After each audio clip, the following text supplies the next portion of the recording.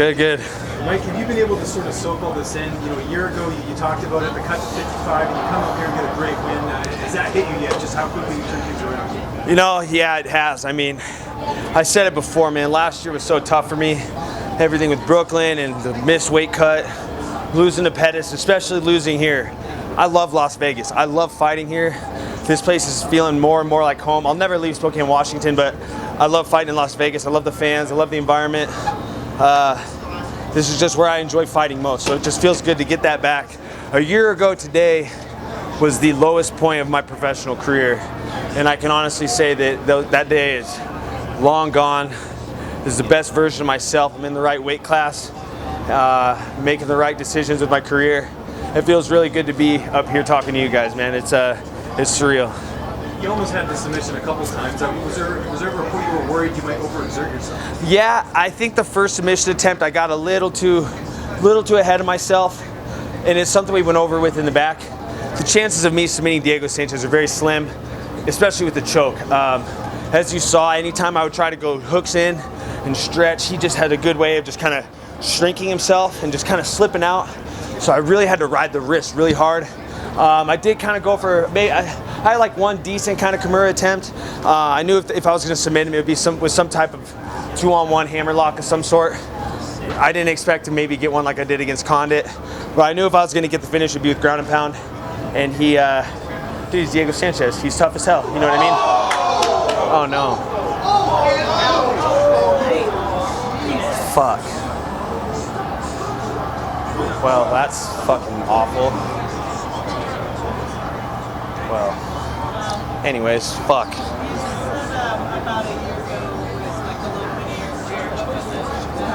Just everything, you know what I mean? The Brooklyn incident, missing weight, losing to Anthony. You know, I remember sitting in the back here at T-Mobile. I remember the fight getting over and going back in the locker room, and I was just by myself. There was nobody there. My team was kind of tied up. I kind of beat everybody in the locker room, but there was no other fighters. There was no other coaches. There was no commissioners. There was just nobody. I remember going back to that locker room and sitting just, I don't know how long it was.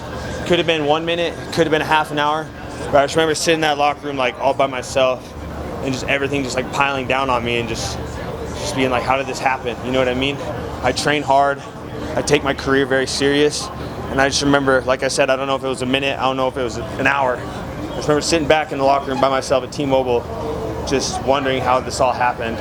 And it was a lot. I mean, it was a lot for me to overcome and get to where I'm at here today, talking to you guys. I had to push myself to my absolute limit, fighting Diego Sanchez to get a win. I'm very blessed and very thankful.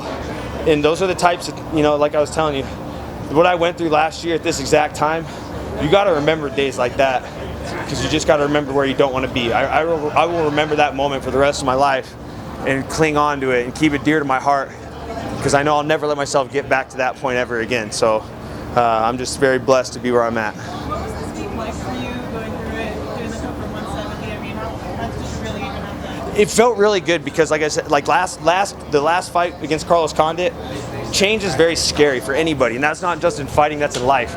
Making changes in your life is it's a scary thing to do, you know. So not only am I going into foreign territory, being 2 straight losses in my whole career, I've usually lost one and rebounded with 2 or 3 wins.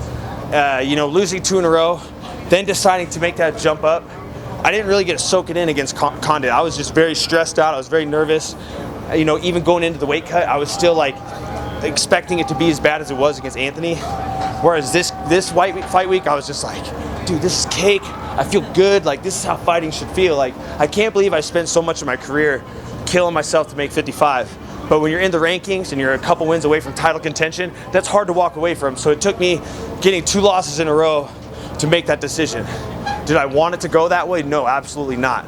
But I made the change, took the leap of faith, and now I'm just enjoying this so much more than I ever have. And I feel like this extended my fighting career. I feel like now I can really, before I didn't really see myself fighting past like 33, 34. Now I'm like, fuck yeah, man. I can fight to 38, you know what I mean? Like, this is, if I'm fighting in this weight class, I can feel this good. Going through my fight weeks with this kind of confidence, like, yeah, I can do this for a long time.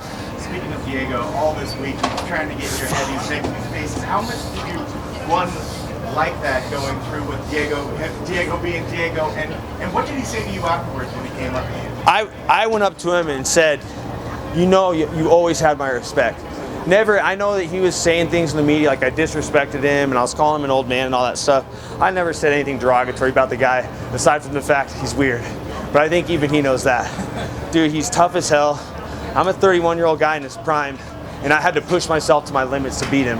That says a lot, you know what I mean? And you want to talk about pressure, guys?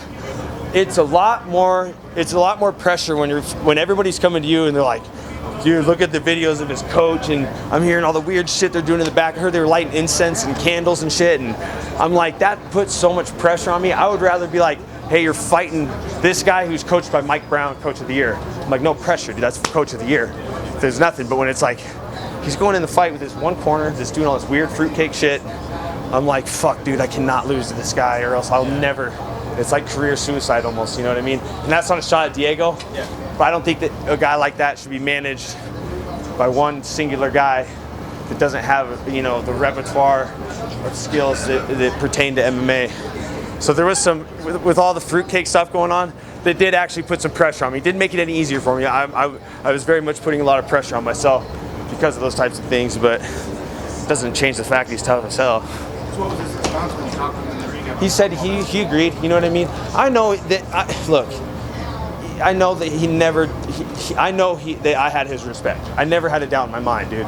If you've won the Ultimate Fighter and you've been through that experience, we have a certain respect for each other that other fighters won't share. Like, I know what he went through to get where he's at today, and vice versa, you know what I mean? So I never for once, even when he was saying all the crazy stuff this week, I never doubted that he didn't have my respect and I didn't have his, you know what I mean? So it is what it is. We had a hell of a fight, and I hope you guys enjoyed it. Going back home to enjoy the rest of the summer. That's fun. Yeah. I miss my dogs, dude. Fuck. I've been gone so much this camp. My coach Rick Little, dude, this guy, he's got a gym, he's got a kid, he's got a life, and we literally been on the road together for a month. You know what I mean? We flew down to Texas to go train with my teammate Tyler McGuire, who's fought for the one championship welterweight title, and he's active Air Force commanding officer. If you go on an Air Force base with Tyler McGuire, you're getting salutes sent your way. And I couldn't go through a training camp without training with him, so I went back down to Texas, trained with him. Rick came with me. Then we went to Chicago. Rick went with me. We went home for a week. We've been here for 2 weeks. We've been riding side by side for a month, and we both are ready to go home. We got the job done. We did what we had to do. We made our sacrifices. Now we're on press road talking to you guys. I just want to go home and hold my dogs, sit in my log house out in the woods, bask in the sun, drink some fucking beer, and enjoy life a little bit before I get back to the gym. No, like I said, I always have a name in mind. I always do. I always have. I never overlook my opponents, but I always have in the back of my head, hey, I know the best time to call for a fight. And I tell guys this all the time. If there's a fight that you want in the UFC, and if it makes sense, take advantage of your time on the mic. Not right now. Take advantage of your time on the mic when you win. You can get any fight you want if it makes sense if you say it on the mic. But this, I didn't have an opponent in my mind. I was just thinking about my friend. Me and my teammate Sam, we lost a very close friend of ours, Jess Roskelley. He was an alpine climber. He was a very close friend to us, and that was the only name that was in the back of my head tonight. And yeah, this fight was for him. I didn't really say anything on social media about it. Been kind of playing my cards close to my chest. But yeah, this fight was for Jess, and this fight was for his family, for sure.